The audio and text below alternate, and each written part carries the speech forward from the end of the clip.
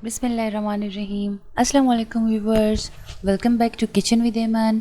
आज मैं बहुत ही ज़बरदस्त रेसिपी लेके आई हूँ चपली कबाब की। लाजमी इस रेसिपी को ट्राई कीजिएगा और मुझे अपना फ़ीडबैक लाजमी दीजिएगा। चपली कबाब जो है वो अमूमन पेशावर और दरा आदम खैल के बहुत ही मशहूर हैं, लेकिन एग्जैक्ट रेसिपी कोई भी शेयर नहीं करता। आज मैं आपके साथ शिनवारी रेस्टोरेंट के जो चपली कबाब होते हैं उसकी रेसिपी आपके साथ शेयर करने वाली हूँ। यहाँ पे मैंने 1 केजी कीमा लिया है और उसके बाद हमने चॉपर में 2 से 3 मीडियम साइज़ के प्याज जो है वो इस तरह से कट कर लिए हैं। 2 से 3 तकरीबन आपने हरी मिर्ची इसमें ऐड कर लेनी है। अगर आप ज़्यादा स्पाइसेस खाते हैं तो आप इसमें 4-5 ऐड कर सकते हैं।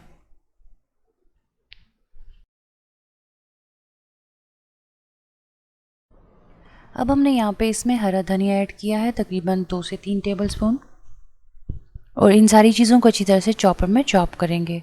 तो ये देखें हमने चॉप कर लिया है और इस प्याज का जो पानी होगा वो हमने इससे निचोड़ लेना है। चाहे आप मलमल के कपड़े में से निचोड़ें या फिर हाथों की मदद से भी आप इसको प्रेस करके इसका पानी निचोड़ सकते हैं। एक दूसरे बाउल में सारा जो कीमा है वो शिफ्ट करेंगे। उसके बाद जो हमारे पास प्याज थे इसको हमने निचोड़ के रख दिया था वो हम इसमें ऐड कर लेंगे।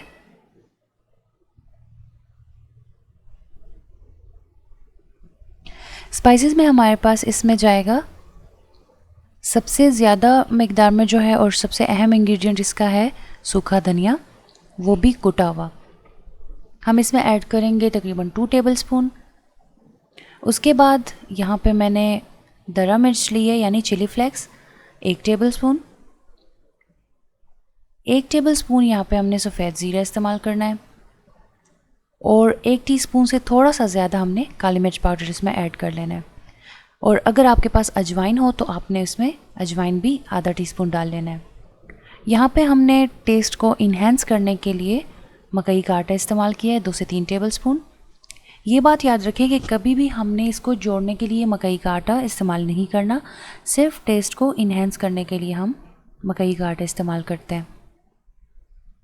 सारी चीज़ों को आपने अच्छी तरह से मिक्स कर लेना है 2 से 3 मिनट तक लगातार। अगर चीज़ें अच्छी से मिक्स नहीं होंगी तो कबाब सही से नहीं बनेंगे। सबसे लास्ट इंग्रेडिएंट हमारे पास जो है वो अनारदाना 1 टीस्पून, वो हम इसमें ऐड कर लेंगे और सारी चीज़ों को हमने अच्छी तरह मिक्स कर लिया। अब हमने नमक ऐड कर लेना है हस्बे ज़ायका। यहाँ पर मैं तकरीबन 1 टीस्पून इस्तेमाल कर रही हूँ। अगर आपको कम लगे तो आप इसमें 1 टीस्पून और भी डाल सकते हैं। 2 से 3 मिनट तक मैंने इसको लगातार मिक्स कर लिया है। अब इसमें एक जो है बड़ी साइज़ का टमाटर आपने इस छोटे छोटे पीसेस में कट कर लेना है और इसमें ऐड कर लेना है। अच्छी तरह से चीज़ें जो है सारी मिक्स हो गई हैं। अब हमने जितनी साइज़ का कबाब बनाना है वो बना लेंगे। मैं कुछ इस तरह से छोटे छोटे पेड़े टाइप ले रही हूँ और इसको थोड़ा सा बेलन की मदद से बेल रही हूँ, तो इसकी जो शेप है वो बहुत ही अच्छी बनती है। तो ये देखिए व्यूअर्स, बहुत ही मज़े के गोल गोल शेप जो है वो बन गई है। यहाँ पे मैंने जो है फ्राई पैन इस्तेमाल किया है। फ्राई पैन में हमने ऑयल डाल लेना है और इसको शैलो फ्राई करना है, इसको डीप फ्राई नहीं करना।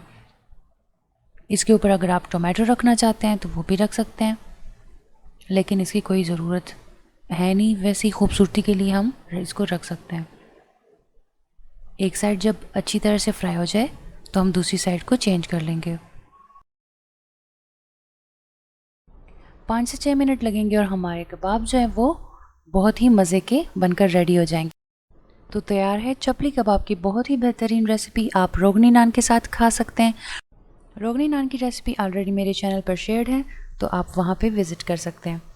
अगर आपको ये वीडियो अच्छी लगी हो तो इसको थम्स अप दीजिएगा, अपने फ्रेंड्स एंड फैमिली के साथ शेयर कीजिएगा। मुझे दीजिए इजाज़त और मिलते हैं किसी ऐसी ही आसान रेसिपी के साथ। तब तक के लिए अपना बहुत सारा ख्याल रखिएगा, मुझे दुआओं में याद रखिएगा। अल्लाह हाफिज़।